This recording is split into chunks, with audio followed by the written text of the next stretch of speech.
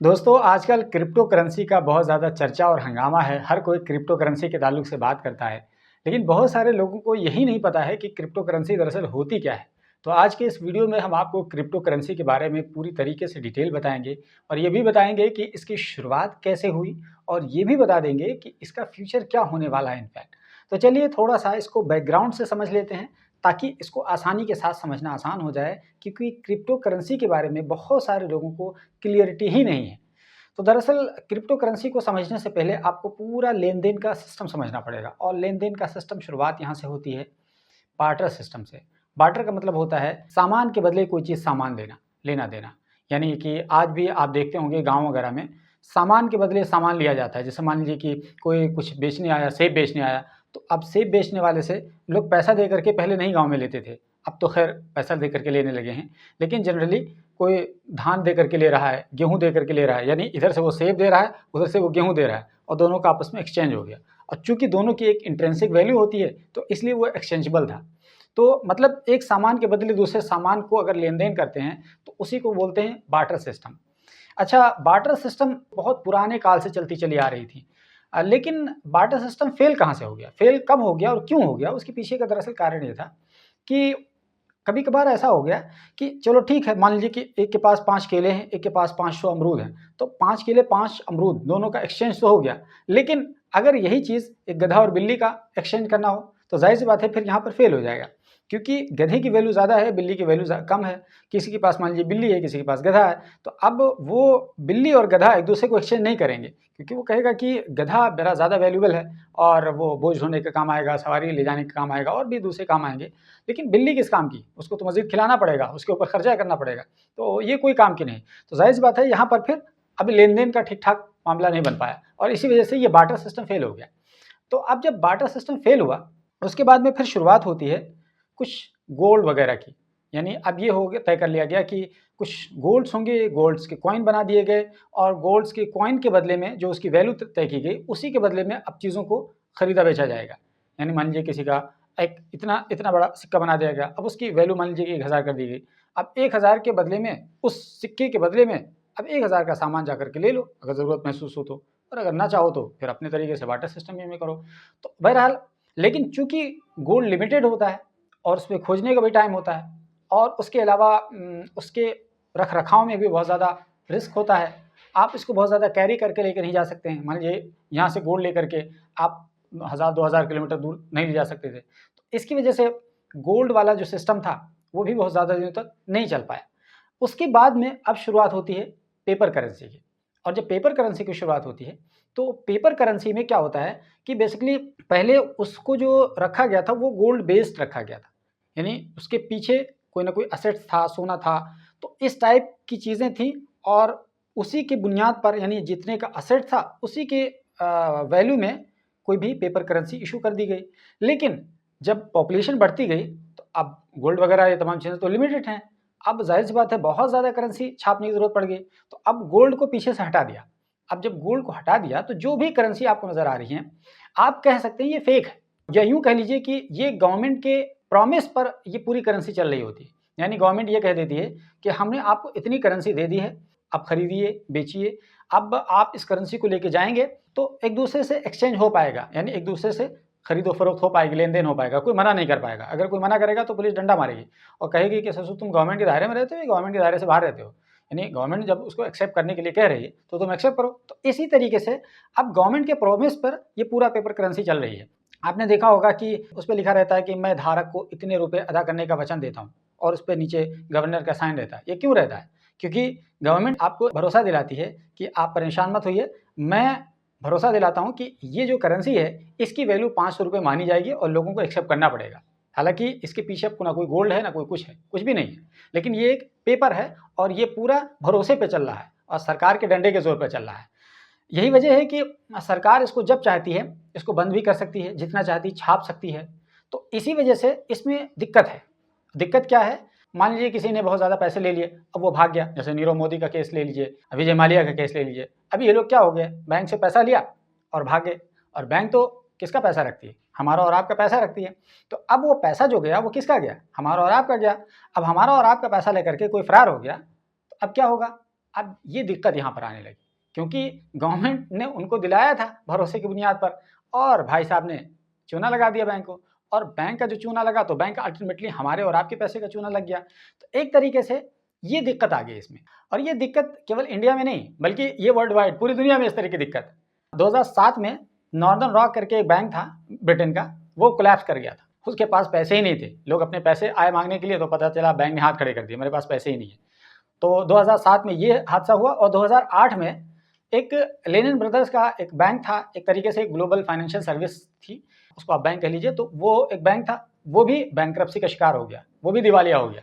इतना बड़ा बैंक था, जैसे हमारे यहाँ समझिए कि SBI, इतना बड़ा बैंक अमेरिका का था, और वो बैंकरप्सी का शिकार हो गया। तो एक तरीके से पेपर करेंसी में भी एक तरीके की दिक्कत है। तो इन तमाम चीज़ों को देखते हुए जापान के एक व्यक्ति, या यूँ कह लीजिए पूरा ग्रुप है, कौन है क्या है, सतोशी नाकामोटो। अब वो ग्रुप है, व्यक्ति है, कौन है, मर गया जिंदा है, कुछ नहीं पता इसके बारे में। तो उसने एक पेपर जारी किया था 2009 में, और उस पेपर में बाज़ाब्ता उसने बिटकॉइन के बारे में जिक्र किया था, और बताया था कि अब हम पेपर करेंसी से शिफ्ट करेंगे। क्योंकि पेपर करेंसी में क्या होता है, एक दिक्कत और होती है, उसमें वो सेंट्रलाइज्ड होता है। सेंट्रलाइज मतलब होता है कि कोई उसको कंट्रोल कर रहा होता है। जैसे हमारे देश के अगर बात करें तो हमारे देश के जो भी बैंक्स होते हैं, जैसे मान लीजिए SBI या कोई भी बैंक्स होते हैं, उन बैंक्स का भी एक बैंक होता है जिसको कहते हैं फादर बैंक। अब हमारे यहाँ का फादर बैंक क्या हो गया, वो RBI हो गया, रिजर्व बैंक ऑफ इंडिया। और रिजर्व बैंक ऑफ इंडिया के ऊपर कौन कंट्रोल कर रहा होता है, वो भारत सरकार कंट्रोल कर रही होती है। तो एक तरीके से बैंक के ऊपर बैंक, और फिर बैंक के ऊपर सरकार। तो एक तरह से इसकी बंदूक इसके ऊपर तनी हुई है, इसकी बंदूक इसके ऊपर तनी हुई है। तो ये पूरा एक सिस्टम है। यानी गवर्नमेंट अगर चाहे तो अपने हिसाब से करेंसी को मैनिपुलेट भी कर सकती है, करेंसी को ज़्यादा से ज़्यादा छाप सकती है, करेंसी को जब चाहे बंद कर सकती है। आपने देखा होगा प्रधानमंत्री मोदी ने आकर के 2016 में रात 8 बजे कह दिया, भाइयों बहनों आज से ये करेंसी लीगल टेंडर नहीं रहेंगे, बंद। अब देखिए आपने अपना ही पैसा निकाल नहीं सके, आप लाइन में लग गए और तमाम चीज़ें होने लगी। यानी इस करेंसी की कोई वैल्यू नहीं होती है, वो एक कागज़ का टुकड़ा होता है, टोटली वो प्रॉमिस पे चल रहा होता है। जैसे ही गवर्नमेंट ने कह दिया कि ये कागज़ का टुकड़ा है, वो कागज़ का टुकड़ा हो गया, उसकी कोई वैल्यू नहीं बची। तो इन तमाम दिक्कतों को देखते हुए सतोशी मोटो नाका नाम की वो व्यक्ति था, जो भी था, तो उसने 2009 में पेपर जारी किया, और उस पेपर को जारी किया जिसमें बिटकॉइन के सिलसिले में उसने जिक्र किया था। अब यहाँ से शुरुआत होती है डिजिटल करेंसी। जी हाँ, पेपर करेंसी अब डिजिटल करेंसी की तरफ शिफ्ट हो गई है। तो डिजिटल करेंसी की शुरुआत 2009 में होती है, और अगर आप देखेंगे तो उसमें डिजिटल करेंसी के बारे में पूरा उसने इंट्रोड्यूस किया था कि ये कैसे काम करेगा, ये क्या है एक्चुअल में। इनफैक्ट सबसे पहले जो डिजिटल करेंसी की शुरुआत हुई, करेंसी में बार बार इसलिए बोल रहा हूँ क्योंकि वो करेंसी की तरीके से वो भी अब लेन देन होने लगा है, वो भी ट्रेड हो रहा है, सारी चीज़ें करेंसी की तरीके से उसकी एक्सेप्टेंस होती जा रही है। तो इसलिए मैं बार बार उसको करेंसी बोल रहा हूँ, हालांकि वो उसको टेक्निकली करेंसी कहना सही नहीं है। तो बहरहाल उसने एक पेपर जारी किया, उसमें बिटकॉइन के सिलसिले में पूरी डिटेल लिखी। यूँ कह लीजिए कि सबसे पहला डिजिटल जो करेंसी की शुरुआत हुई वो बिटकॉइन के नाम से शुरू हुई, और इस वक्त सबसे ज़्यादा वैल्यूबल है, सबसे ज़्यादा महंगी है, और सबसे ज़्यादा बड़े स्केल पर बिटकॉइन ही चल रही है। हालांकि देखा जाए तो मार्केट में अभी करीब करीब 10,000 के आसपास क्रिप्टो करेंसीज हैं, बहुत सारे क्रिप्टो कॉइन्स हैं, लेकिन उसमें सबसे बड़ा और सबसे पहले शुरुआत होने वाला जो है वो बिटकॉइन ही है। तो बिटकॉइन इनफैक्ट ये काम कैसे करता है, अगर आप देखेंगे तो ये उसके पेपर के शुरू ही में लिखा हुआ है, peer to peer electronic cash system. यानी क्रिप्टो कॉइन दरअसल में एक डिजिटल करेंसी की एक शक्ल होती है जिसका लेन देन जो होता है वो ऑनलाइन किया जाता है। अब तो उसका ट्रेडिंग भी होने लगा, और बड़े पैमाने पर उसकी ट्रेडिंग होने लगी, उसकी खरीदो फरोख्त होने लगी। हालांकि शुरुआत में किसी ने सोचा भी नहीं होगा कि क्रिप्टो वगैरह की ट्रेडिंग होगी, लेकिन अब वो ट्रेडिंग होने लगी। बहरहाल अब सवाल ये है कि ये क्रिप्टो करेंसी काम कैसे करती है। तो इनफैक्ट क्रिप्टो करेंसी जो है वो कुछ प्राइवेट कंप्यूटर्स का एक नेटवर्क होता है जो अप्रूव्ड करता है कि आपका ट्रांजैक्शन सही हो गया है। मान लीजिए किसी ने किसी को 1 बिटकॉइन दिया, तो अब ये जो प्राइवेट बहुत सारे नेटवर्क्स होते हैं वो अप्रूव्ड करेंगे कि हाँ ये ट्रांजैक्शन दूसरी तरफ प्रॉपरली हो गया है। अब वो कैसे अप्रूव करेंगे, उसका ही पूरा खेल है। दरअसल ये एक ब्लॉकचेन टेक्नोलॉजी होती है जिसमें बहुत सारे कंप्यूटर्स मिल करके कुछ मैथमेटिकल सॉल्यूशंस निकालते हैं, और क्रिप्टोजोग्राफी होती है, उसके जो पजल्स होते हैं उसको सॉल्व किया जाता है कई सारे प्राइवेट कंप्यूटर्स के द्वारा मिल करके।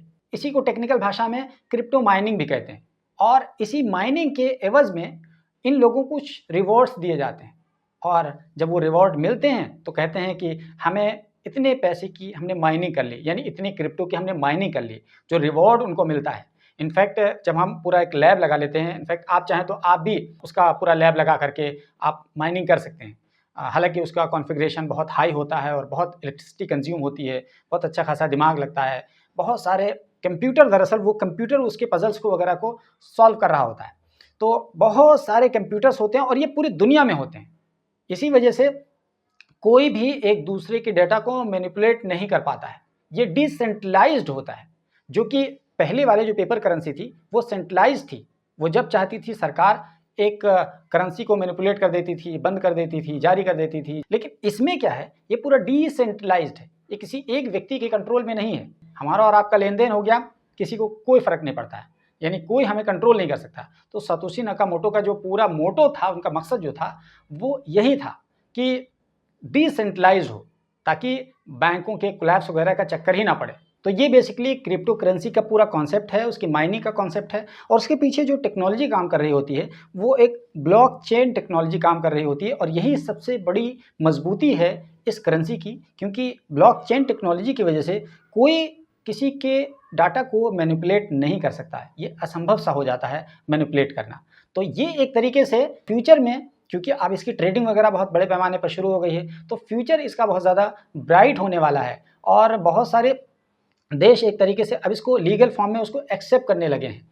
इंडिया ने भी इसको डिजिटल असेट कह करके इसको इंट्रोड्यूस किया है। हालाँकि साफ-साफ क्रिप्टो का शब्द इस्तेमाल नहीं किया है, इंडियन गवर्नमेंट ने उसको डिजिटल असेट्स का लफ्ज़ इस्तेमाल किया है। तो यूँ कह लीजिए कि देर-सवेर इंडियन गवर्नमेंट भी इसको एक्सेप्ट करेगी। अभी चूँकि सोचते हैं कि किसी तरीके से जब तक अवॉइड किया जा सकता है, जब तक अवॉइड कर देते हैं, लेकिन जब अवॉइड करना पॉसिबल नहीं रह जाएगा, तो हर हाल में इसको एक्सेप्ट करना ही पड़ जाएगा। हालाँकि पूरी दुनिया में इस बात को लेकर के भी बातचीत होती है कि इसको एक स्टेबल करेंसी बना दिया जाए।